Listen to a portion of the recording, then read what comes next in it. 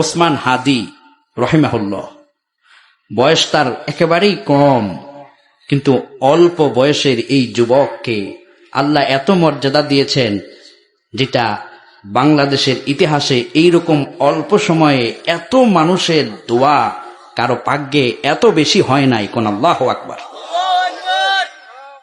আমি তার জানাজার দৃশ্য দেখে কেঁদেছি। আল্লামা সাঈদী রহিমাহুল্লাহর জানাজাতে আমি ছিলাম।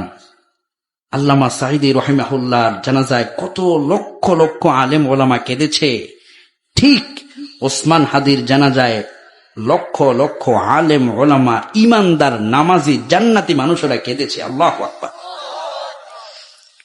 ওসমান হাদি চেয়েছিল বাংলাদেশের সংসদের একটা আসন, আল্লাহ তাকে দিয়ে দিয়েছেন জান্নাতের সিংহাসন। জান্নাতের সিংহাসন। সে চেয়েছিল একটি সংসদের আসনের নেতৃত্ব দিবে। মৃত্যুর পরে পুরো বাংলাদেশ তাকে রাজা হিসেবে ঘোষণা দিয়েছে, বীর শ্রেষ্ঠ হিসেবে ঘোষণা দিয়েছে। এটা ওসমান হাদির জন্য আল্লাহর পক্ষ থেকে বড় নিয়ামত, বলি আলহামদুলিল্লাহ। কি কেন তার এই মর্যাদা হলো? কি কারণে হলো? কয়েকটা কারণ। মাশাআল্লাহ, ইমানের জোর। ইমানের জোর। ওসমান হাদি সে তার বক্তব্যে দাঁড়িয়ে এসে বলছিল, যদি আমি একাও হই, রাম বাম কাফের মুশরিক ভারতের বিরুদ্ধে ইমানের পক্ষে আমি লড়ে যাব। আল্লাহু আকবার। বাতিলের সামনে মাথা নত করে নাই ওসমান। শুধু তাই নয়, যখন এই ওসমান মারা গেল, একটা অলৌকিক তথ্য বের হলো। সে শুধু রাজনীতিই করত না, অসহায় দরিদ্র মানুষদের পাশে গিয়ে তার জীবনটা উৎসর্গ করত।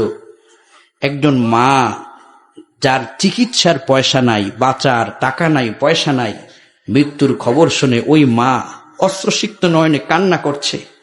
জিজ্ঞেস করা হলো, মা আপনি কাঁদছেন কেন? মা বলছে, এই ওসমান হাদি আমাকে প্রতি মাসে 1000 টাকা করে ঔষধের টাকা দিত, এখন সে মরে গেল, আমাকে এই টাকাটা কে দিব? যুবক, চিন্তা করেছ ওই মহিলাটা তার জন্য কি দোয়াটা করেছে? ওসমান হাদির জানাজায় শায়েখ আহমদুল্লাহর মতো বিজ্ঞ আলেমরা উপস্থিত হয়ে গেছে। শাইখুল হাদিস, ইবনে শাইখুল হাদিস আল্লামা মামুনুল হকদের মতো এই যুগের শ্রেষ্ঠ নক্ষত্ররা তার জানাজায় হাজিরা দিয়েছে।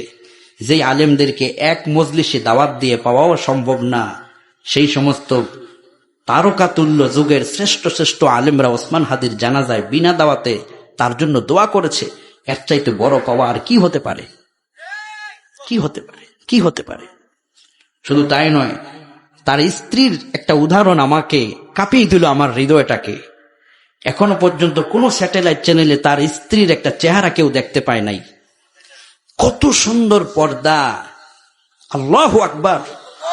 সে তো পারত যে আমার স্বামী তো ফেমাস, আমি মিডিয়াতে আসি, তার ফেসটা দেখায় নাই। তাকে দেখানোর জন্য যখন ডক্টররা তার স্ত্রীকে নিয়ে আসে, দুই দিক থেকে ব্যারিকেডের সাদা পর্দা দিয়ে ওসমান হাদির স্ত্রীকে আনা হয়েছে। পর্দার ভিতর থেকে স্বামীকে দেখে আবার পর্দার ভিতর থেকে সে তার গৃহে চলে গেছে। কোন মিডিয়া, স্যাটেলাইট চ্যানেল একটা পাখির নজরও ওসমান হাদির স্ত্রীকে দেখতে পারে নাই। যেমন স্বামী তেমন জান্নাতি মহিয়সী নারী সে একটা স্ত্রী রেখে গেছে। আলহামদুলিল্লাহ।